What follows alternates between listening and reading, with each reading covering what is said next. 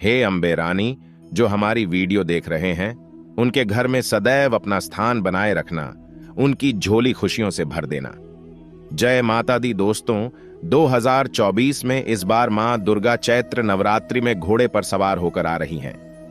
इसे छत्रभंगे सुरंगम कहा जाता है, यानी माता रानी जब घोड़े पर सवार होकर आती हैं तो इसे शुभ नहीं माना जाता है। ज्योतिष शास्त्र के अनुसार देवी जब घोड़े पर सवार होकर आती है तो समाज और राजनीति में बड़ी उथल पुथल होती है। मान्यताओं के अनुसार अगर चैत्र नवरात्र पर यदि माता दुर्गा घोड़े पर नहीं बल्कि हाथी पर होगा सवार होकर आती है तो मान्यता है कि माता दुर्गा का हाथी पर सवार होकर आना बहुत ही शुभ और कल्याणकारी माना जाता है। जीवन सुखमय हो जाता है, भक्ति का भरपूर लाभ भक्तजनों को मिलता है, दिल में सुकून मिलता है। माता वैष्णो भरपूर आशीर्वाद देती है। दोस्तों, इस बार नवरात्रि पूरे 9 दिनों तक चलेगी, यानी 9 दिनों तक नवरात्रि का पर्व मनाया जाएगा। न एक भी दिन कम न एक भी दिन ज्यादा, पूरे 9 दिनों तक चलेगी। माता वैष्णो की पूजा, मां शेरावाली की विशेष रूप से पूजा आराधना की जाएगी। चैत्र नवरात्रि का पहला व्रत 9 अप्रैल को रखा जाएगा और अंतिम व्रत 18 अप्रैल मंगलवार के दिन रखा जाएगा और 17 अप्रैल को कन्या पूजन किया जाएगा, जो कि इस दिन नवरात्रि समाप्त हो जाएंगे। आपको बता दें, 9 अप्रैल को घट स्थापना का मुहूर्त सुबह 6:10 से 10 कूड़ा तक रहेगा। दोस्तों, चलिए अब जानते हैं नवरात्रि में कौन कौन सी सब्जी नहीं खाना चाहिए और कौन कौन सी सब्जी खाना चाहिए और कौन सा फल खाने से व्रत टूट जाता है। आइए जानते हैं नवरात्रि में क्या खाएं और क्या नहीं खाएं और क्या पीना चाहिए और कौन सा फल खाना विशेष और शुभकारी माना गया है। आज हम आपको विस्तार से बताएंगे, लेकिन आगे बढ़ने से पहले कमेंट बॉक्स में अपनी राशि जरूर डाल दीजिएगा। यदि हमारे पास आपकी राशि के अनुसार कोई उपाय होगा तो वह आकर हम आपके कमेंट के रिप्लाई में बता देंगे, ताकि आपको राशि के अनुसार फल प्राप्त हो। राशि के अनुसार किया गया कार्य बहुत ही शुभ माना जाता है। मैया वैष्णो रानी बहुत प्रसन्न होती है। कमेंट में लिखे, माता रानी आपका स्वागत है हमारे घर में, जय माता रानी। एक लायक जरूर करें, वैष्णो रानी के लिए एक लायक तो बनता है। दोस्तों, शास्त्रों के अनुसार बताए गए व्रत चाहे किसी भी प्रकार के क्यों ना हो, उनसे जुड़े पालनों का नियम करना अति आवश्यक माना जाता है, क्योंकि जो मन के मुताबिक किया जाए वह संघर्ष नहीं कहलाता। कहा जाता है कि मनोकामना को पूर्ण करने के लिए थोड़ा सा संघर्ष यानी कि तपस्या तो करनी ही पड़ती है। इसीलिए ऐसी मान्यता है कि व्रत को पूर्ण विधि विधान से किया जाना चाहिए, तब आपको व्रत का पूर्ण लाभ फल प्राप्त होता है। अति उत्तम और शीघ्र दीर्घायु वरदान प्राप्त होता है। आपकी सभी मनोकामनाएं शीघ्र मैया रानी पूर्ण करती हैं। ऐसे व्यक्ति को मरने के बाद माता रानी के चरणों में स्थान मिलता है। वह सदैव मां की सेवा करता है। ऐसा भक्त स्वर्ग लोक में जाता है। इसीलिए हर शास्त्र यही कहता है कि सच्चे दिल से अगर आपके मन में ईश्वर के प्रति श्रद्धा हो तो भिन्न पूजा पाठ के ही सारा फल मिल जाता है, और अगर मन में ईश्वर के प्रति शंका हो तो उस मनुष्य को कई जन्मों तक सुख नहीं मिलता, वह नरक में ही भटकता रहता है। भागवत गीता में भगवान श्री कृष्ण ने स्वयं कहा था, जो मनुष्य सच्चे हृदय से ईश्वर को पुकारता है तो उसका नाता उस शक्ति से जुड़ जाता है जिसे आपने सच्चे हृदय से पुकारा था। इसीलिए भगवान भी कहते हैं कि सच्चे हृदय से ही ईश्वर को पुकारो तो वह आपकी हर मनोकामनाओं को पूर्ण करते हैं। दोस्तों, कई लोग ऐसे हैं जो भगवान के सामने घंटों पूजा पाठ करते हैं तथा रोते हैं, फिर भी भगवान उनकी कभी नहीं सुनता। जब आप सच्चे मन से ईश्वर को पुकारना ही नहीं है तो भला वो आपकी पुकार कैसे सुनेंगे। दोस्तों, ये तो थी वो बातें जो भक्त और भगवान के बीच की है।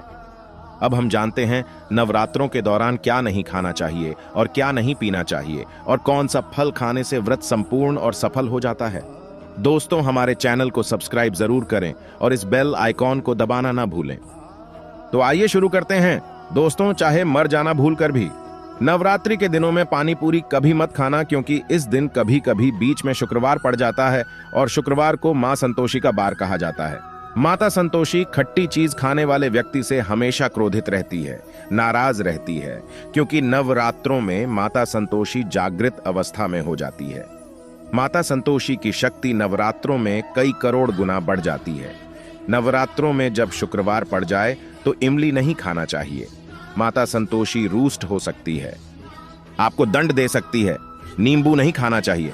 वैसे तो नवरात्रि के व्रत में नींबू खा लेना चाहिए, पर अगर शुक्रवार हो तो माता संतोषी के क्रोध से बचने के लिए नींबू नहीं खाना है। इस दिन नींबू का त्याग करना चाहिए। दोस्तों, पानी पूरी क्यों नहीं खाना चाहिए? क्योंकि उसमें लहसुन प्याज होता है और खट्टा भी होता है, जो व्रत को भंग कर सकता है, पाप लग सकता है। ध्यानपूर्वक, अगर आप शुक्रवार को खट्टा नहीं खाते हैं तो माता संतोषी आपको धन धान्य से माला माल कर देती हैं, आपके घर में अपना वास बना लेती हैं। बस शुक्रवार के दिन, नवरात्रों के दिनों में इस चीज का त्याग करना चाहिए, पालन करना चाहिए। नवरात्रों में लहसुन प्याज और खट्टा, फिर चाहे आपने व्रत भी नहीं रखा है, फिर भी आपको शुक्रवार के दिन या अन्य दिनों में लहसुन प्याज नहीं खाना चाहिए। लेकिन हां, पानी पूरी आप खा सकते हैं, वो भी जब नवरात्रि समाप्त हो जाए। दोस्तों, वीडियो को लायक जरूर करें। आपका एक लायक माता रानी को अति प्रिय है, माता रानी को अच्छा लगेगा, इसलिए मां के लिए एक लायक तो बनता है। माता रानी को नकारना नहीं चाहिए। दोस्तों, नवरात्रि के दिन सेब जरूर खाना चाहिए। शास्त्रों में बताया जाता है कि भगवान के भोग में सेब आदि जरूर अर्पित किया जाता है। अगर आपका व्रत है तो आपको सेब जरूर खाना चाहिए। केला, पपीता, तरबूज और मीठे अंगूर जरूर खाना चाहिए। इन फलों से वृद्धधारी को शक्ति मिलती है और व्रत संपूर्ण हो जाता है। शास्त्रों में बताया जाता है कि नवरात्रों के दिनों में सीताफल जरूर खाना चाहिए। सीताफल खाने से 20 ऐसी बीमारियां हैं जो खत्म हो जाती हैं। माना जाता है नवरात्रों के दिनों में सीताफल का घर में प्रवेश होना बड़ा ही शुभ माना गया है। सीताफल खाने से नवरात्रि का व्रत सफल हो जाता है, क्योंकि इसमें माता सीता का आशीर्वाद मिला हुआ होता है। माना जाता है भगवान राम के वनवास के दौड़ में माता सीता ने यही फल खाया था। नवरात्रि के दौरान इसे जो भी खाता है उसे दुखों का सामना नहीं करना पड़ता। सीताफल आपको जरूर खाना चाहिए। माता सीता प्रसन्न होती है और आशीर्वाद देती है। दोस्तों, नवरात्रों में तेल की तली हुई हरी मिर्च खा सकते हैं, लेकिन कम मात्रा में खाना है। व्रत के दौरान ज्यादा तीखा नहीं खाना चाहिए। व्रत में तीखा खाने से वृद्धधारी की जो पेट की आंतें होती हैं उसमें जख्म हो सकते हैं। क्योंकि इस दौरान हम व्रत का पालन करते हैं तो हमारे पेट में कुछ नहीं होता, इसीलिए हल्का खाना खाना सर्वोप्रिय और उत्तम माना जाता है। वृद्धधारी को रसीले आलू अवश्य खाना चाहिए। इससे हमारे शरीर में ऊर्जा की भरपूर जरूरत जो होती है पूरी हो जाती है। आप आलू का पानी पी सकते हैं। रसीले आलू जरूर खाना चाहिए। दोस्तों, नवरात्रों में भिंडी की सब्जी जरूर खाना चाहिए। भिंडी में कई ऐसे पोषक तत्व होते हैं जो हमारी हड्डियों को मजबूत बनाते हैं, तथा नवरात्रों में बैगन की सब्जी जरूर खाना चाहिए। लेकिन याद रहे, जब नवरात्रों में सोमवार पड़ जाए तो बैगन की सब्जी मत खाना, पाप लगेगा। नवरात्रों में सब्जी में हरा धनिया जरूर डालना चाहिए। हरे धनिया से भी वृद्धधारी को पोषक तत्व मिलते हैं। नवरात्रों में हरा धनिया अवश्य खाए, इससे जो शुगर लेवल होगा वह कम हो जाएगा। नवरात्रों में रिफाइंड का तेल और सरसों का तेल भूलकर भी व्रत के दौरान नहीं खाना चाहिए। मूंगफली का तेल और देसी घी और गोले का तेल खाना अच्छा माना जाता है। दोस्तों, नवरात्रों में व्रतधारी को डब्बा बंद लस्सी, डब्बा बंद जूस नहीं पीना चाहिए। उसमें कई केमिकल मिले होते हैं जिसके कारण आपका व्रत टूट सकता है। जब भी आप फलों का जूस पिएं तो याद रखें उसमें नमक न डालें, नहीं तो व्रत टूट जाएगा। साथ ही साथ जूस में बर्फ भी नहीं डालना चाहिए। फलों का सादा जूस पीने से व्रत सफल होता है। दोस्तों, नवरात्रि के दौरान सिंघाड़े का आटा या कुत्तू का आटा खाने से पहले यह देख ले कि आटा पुराना नहीं होना चाहिए, क्योंकि पुराने आटे में कीड़े वगैरह पड़ जाते हैं जिसके कारण आपका व्रत टूट सकता है। क्योंकि ये छोटे छोटे कीड़े हमें दिखाई नहीं देते और आपके मुंह तक पहुंच जाते हैं। ऐसा आटा खाना मतलब कीड़े मकोड़ों का मांस खाने के बराबर माना गया है। दोस्तों, नवरात्रि के दौरान आप शाम के समय खाने में दही ले सकते हैं, आलू वगैरह खा सकते हैं, आलू के चिप्स खा सकते हैं, साबूदाने की टिकिया बनाकर खा सकते हैं, साबूदाने की खिचड़ी खा सकते हैं, आलू के पापड़ भी खा सकते हैं। कि सब्जियां तो ऐसी है जो नवरात्रि के दौरान भोजन में शामिल कर सकते हैं। इससे आपको एनर्जी मिलेंगे और व्रत सफल हो जाएगा। नवरात्रि के दौरान आप दूध पी सकते हैं जो आपको ताकत देगा। चाय वगैरह भी पी सकते हैं, लेकिन याद रहे उसमें नमक न डालें। चाय में नमक डालने से व्रत भी टूट जाएगा और हड्डियां भी गल जाती हैं। एक बात का ध्यान रहे, वृद्धधारी को पेट भर खाना यानी गले तक भोजन नहीं करना चाहिए, नहीं तो व्रत रखने का कोई भी फायदा नहीं होगा। थोड़ा थोड़ा खा सकते हैं। दोस्तों, नवरात्रि के 9 दिन आदिशक्ति मां दुर्गा को समर्पित होते हैं। नवरात्रि के 9 दिन माता रानी के 9 अलग अलग स्वरूपों का पूजन किया जाता है। नवरात्रि के 9 दिनों तक माता रानी को अलग अलग स्वरूप के हिसाब से अलग अलग पुष्प, अलग अलग भोग अर्पित किए जाते हैं। लेकिन क्या आप जानते हैं कुछ ऐसी वस्तुएं हैं जिन्हें नवरात्रि के दौरान भूल कर भी माता रानी को अर्पित नहीं करना चाहिए। अगर इन वस्तुओं को आप गलती से भी माता रानी को अर्पित कर देते हैं तो आपको व्रत और पूजन का पूर्ण लाभ नहीं होगा। इसीलिए माता रानी की कृपा के लोभ प्राप्त करने के लिए आपको यह जानना अति आवश्यक है कि वो कौन सी ऐसी वस्तुएं हैं जो माता रानी के पूजन में भूल कर भी इस्तेमाल नहीं करना चाहिए। तो आइए मां का जयकारा लगाते हुए वीडियो को शुरू करते हैं। दोस्तों, नंबर 1, नवरात्रि के दौरान शादीशुदा महिलाओं को सफेद कपड़े पहनकर पूजा पाठ नहीं करना चाहिए। साथ ही साथ काले कपड़े भी नहीं पहनना चाहिए। इससे पूजा व्रत आदि खंडित हो जाती है। माता की चौकी जब आप लगाएं तो उसके नीचे कागज नहीं लगाना चाहिए। माता की चौकी हमेशा लाल कपड़ा बिछाकर ही बनाना चाहिए। हमेशा याद रहे, नवरात्रों के 9 दिनों तक व्रतधारी को अपना आसन मां की चौकी के आगे ही लगाना चाहिए और वहीं पर आपको सोना चाहिए। मंदिर को नवरात्रों के दौरान अकेला नहीं छोड़ा जाता, बहुत ही अशुभ माना जाता है। जरा आप ही सोचिए, माता रानी 9 दिनों के लिए धरती पर आकर आपके घर में रहने के लिए आई है और ऐसे में आप उन्हें अकेला अगर छोड़ते हैं तो माता भी आपको छोड़कर चली जाएंगी। वह कहेंगी इसको मेरी जरूरत नहीं है, वह अकेली पड़ जाती है।